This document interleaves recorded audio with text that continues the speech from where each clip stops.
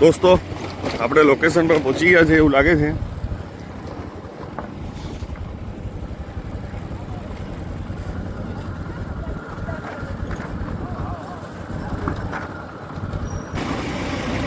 દોસ્તો અહીંયા કંઈક સાપ છે, વિશાળકાય છે એવું કેવું છે. કંઈક મોટી સાઈઝમાં સાપ છે જોવા મળ્યો છે.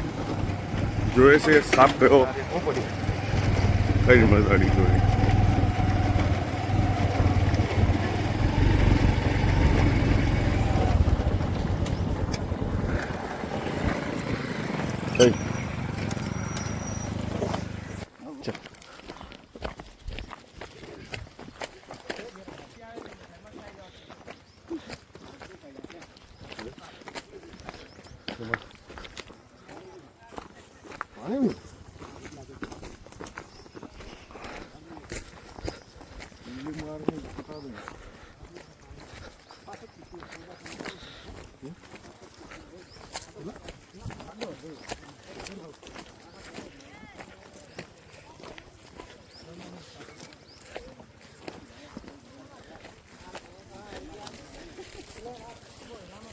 ચાલ બોલતે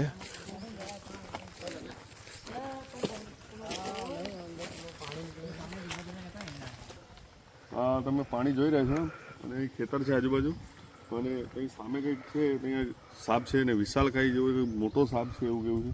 જોયે છે સાપ કયો છે.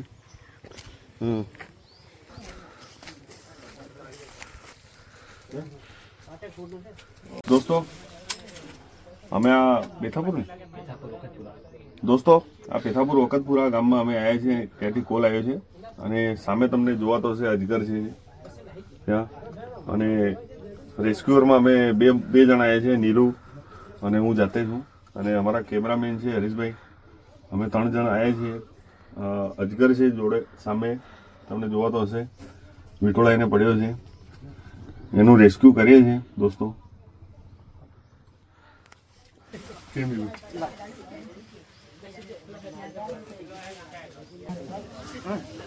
નાનો છે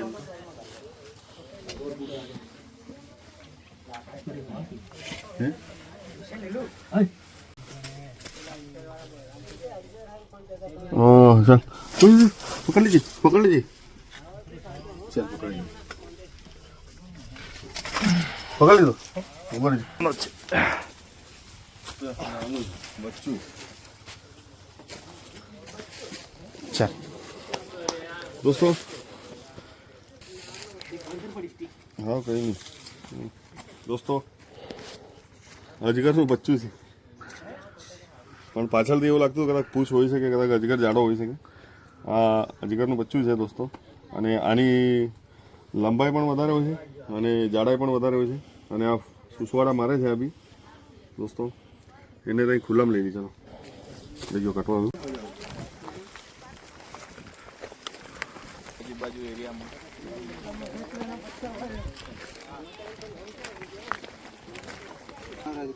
દોસ્તો આને આપણે ઇંગ્લિશમાં ફાઇટન અને આપણે ગુજરાતીમાં એને અજગર તરીકે ઓળખીએ છીએ. આ સાપમાં ઝેર હોતું નથી પણ આ સાપની જાડાઈ અને લંબાઈ વધારે હોય છે.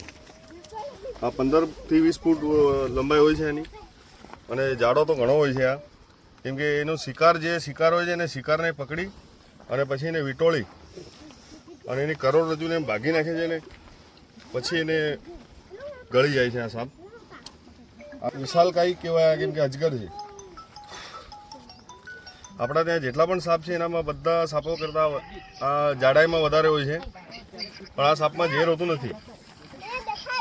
જેનું મોઢું છે આ નીચેથી આ રીતે ખુલે છે અને એના મોઢામાં દાંત વધારે હોય છે. જો આ કોઈ બાઇટ કરે તો એના દાંત પણ એના શરીરમાં તોડી નાખે છે. અને અજગરનું બચ્ચું છે દોસ્તો. એટલે આજુબાજુ કંઈ અજગર હોવો જ જોઈએ મોટો, તો આ બચ્ચું આવ્યું હશે અહીંયા.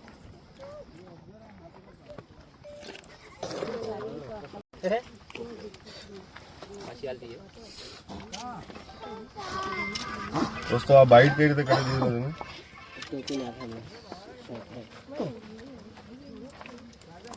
તમે નજર પડવી જોઈએ. અને સુસવાડા પણ મારે છે દોસ્તો. આજુ નાનો છે, મોટો હોય તો કેટલો ખતરનાક હોય. અને એનું શરીર પણ તમે જોઈ શકો છો દોસ્તો. એનું શરીર પણ એકદમ સખ્ત હોય છે, જાડું. આનો અવાજ જોઈ લો દોસ્તો.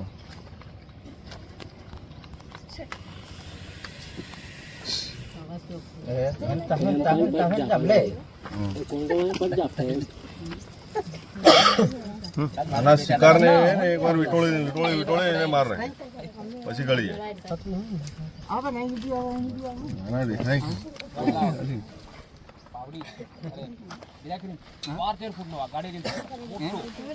લો કે થેલી આલો એને પેક કરી નહીં કરી બોલું કે દોસ્તો 2 મિનિટ બોલો મત એ બોલો નહીં દોસ્તો. આને પેક કરી હવે એની અનુકૂળ જગ્યામાં આપણે ટોપી લઈ લો. એકલો બચ્ચું નહીં કરે ને બે વેતો જ કે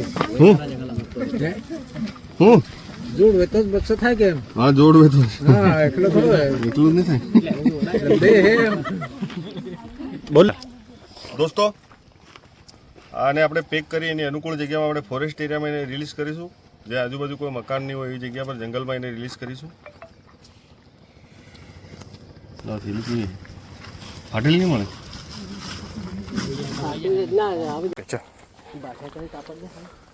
દોરી બી ઘણી લાંબી છે બાંધવાનું હાલ દો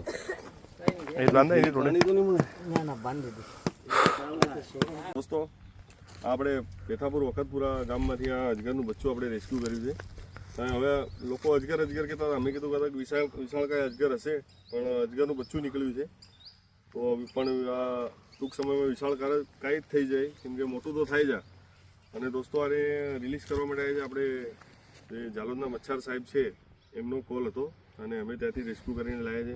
અને સાહેબને જાણ પણ કરી છે. સાહેબ અમે અજગરનું બચ્ચું છે અને 3 ફૂટનો છે, એને વાંધો નહીં. સાહેબે કીધું છે કે તમે ફોરેસ્ટ એરિયામાં એને રિલીઝ કરી દો. તો એને અમે રિલીઝ કરવા માટે આવ્યા છે દોસ્તો. દોસ્તો આ જોઈ શકો છો તમે 3 ફૂટ 3.5 ફૂટ જેવો છે અને જઈ રહ્યો છે એની અનુકૂળ જગ્યામાં દોસ્તો.